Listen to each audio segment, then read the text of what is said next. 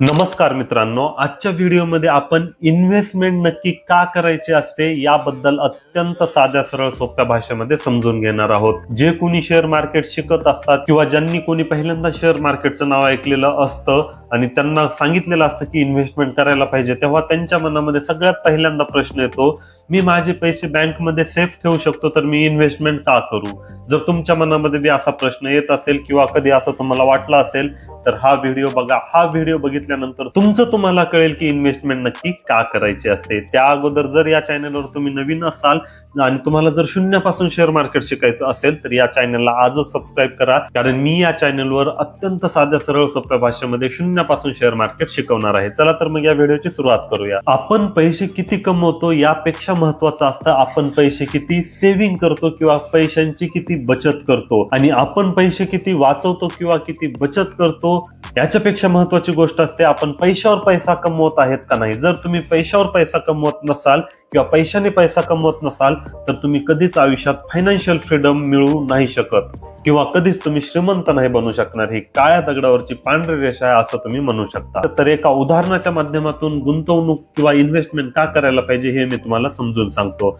उदाहरणासाठी समजा सार्थक आणि माऊली हे दोन नावाचे मित्र आहेत, दोघं पण एका कंपनीमध्ये जॉबला आहेत, दोघांची पण पगार 50,000 रुपये आहे, दोघांचे पण घर खर्च किंवा इतर सर्व खर्च धरून 25,000 रुपये महिन्याला खर्च होतात आणि दोघं पण 25,000 रुपये नित्य नियमानं 25,000 रुपये महिन्याला मागे टाकतात किंवा बचत करतात। आता माऊली काय करतो, ते 25,000 जशाच तसे बँकेमध्ये सेफ ठेवतो, कारण त्याला गॅरंटी असते किंवा आपले पैसे बँकमध्ये सेफ आहेत, मी कशाला कुठं गुंतवणूक आणि इन्व्हेस्टमेंट कशाला करत बसू, माझे पैसे मला बँकेवर भरोसा आहे, मी बँकेतच ठेवणार। तो 25,000 रुपये बँकेत ठेवत जातो। आता सार्थक पण महिन्याला 25,000 सेव्ह करत असतो, परंतु तो आपले पैसे शेअर मार्केटमध्ये इक्विटीमध्ये लावत असतो आणि अशाच पद्धतीने 20 वर्षानंतर दोघांकडे किती पैसे जमा होतात आता हे तुमच्या समोर आहे, तुम्हीच बघा। माऊलीकडे 20 वर्षानंतर जमा होतात 60 लाख रुपये, कारण 20 वर्षामध्ये 240 महिने असतात आणि 240 गुणिले 25,000 जर केले तर 60 लाख रुपये उत्तर येतं। तर 20 वर्षामध्ये माऊली 60 लाख रुपये जमा करतो।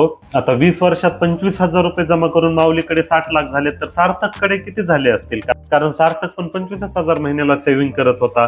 तुम्ही आता म्हणाल की चला माऊलीकडे 60 लाख झाले तर त्याच्याकडे पण 60 लाखच झाले असतील, किंवा बाबा त्यानं शेअर मार्केटमध्ये लावले तर थोडेफार जास्त झाले असतील, 70 किंवा 80 लाख झाले असतील असं तुम्ही म्हणू शकता।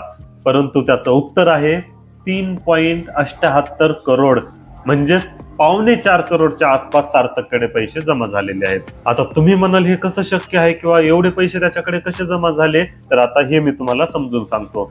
तुम्ही जर पैसे बँकमध्ये जशाच तसे ठेवले तर त्यावर काही वाढ होणार नाही किंवा तुम्हाला काही रिटर्न भेटणार नाही, परंतु तेच जर पैसे तुम्ही शेअर मार्केटमध्ये किंवा इक्विटीमध्ये लावले तर 15% जरी तुम्हाला म्हणजे 15% जरी रिटर्न भेटले तर 20 वर्षामध्ये चक्रीय वाढीमुळे किंवा कंपाऊंडिंगमुळे एवढ्या मोठ्या प्रमाणात फरक होत असतो, आणि याच कारणामुळे इन्व्हेस्टमेंट करायला पाहिजे। आणि 10-15 वर्षाच्या काळामध्ये जर बघितलं तर शेअर मार्केट नेहमीच आपल्याला 15% आसपास रिटर्न देत असतं, म्हणून ह्याच्यामध्ये काही लॉजिक नाही किंवा मॅजिक पण नाही। जर तुम्ही 15 ते 20 वर्षे शेअर मार्केटमध्ये पैसे गुंतवून ठेवले तर नक्कीच तुम्हाला कंपाऊंडिंगची जादू बघायला मिळत असते, किंवा चक्रीय वाढ दरामुळे काय ग्रोथ मिळू शकते किंवा कितीपट आपले पैसे वाढू शकतात यावर तुमचा भरोसाच बसू शकत नाही, अशा पद्धतीने आपल्याला रिटर्न मिळत असतो। आता तुम्हीच बघितलं, दोघांनी पण 25,000ची सेव्हिंग केली, परंतु एकाकडे फक्त 60 लाख जमा झाले आणि एकाकडे 4.25 करोड जमा झाले। तर यावरून आता तुम्हाला समजलं असेल की इन्व्हेस्टमेंट का करायला पाहिजे। जर तुम्ही इन्व्हेस्टमेंट नाही केली तर तुमचे आहे तेवढेच पैसे राहतील, परंतु जर तुम्ही इन्व्हेस्टमेंट केली तर तुमचे पैसे कितीतरी पटीने वाढलेले तुम्हाला दिसतील, आणि या कारणामुळे इन्व्हेस्टमेंट करायला पाहिजे। तर ज्यांच्या कोणाच्या मनामध्ये डाऊट होता की इन्व्हेस्टमेंट का करायला पाहिजे, तर याचं उत्तर नक्कीच मिळालेलं असेल। पुढच्या व्हिडिओमध्ये आपण इन्व्हेस्टमेंटचे किती प्रकार असतात, इन्व्हेस्टमेंट म्हणजे नक्की काय, इन्व्हेस्टमेंट कोठे करायला पाहिजे किंवा टाइप्स ऑफ इन्व्हेस्टमेंट याबद्दल डिटेलमध्ये माहिती बघणार आहोत।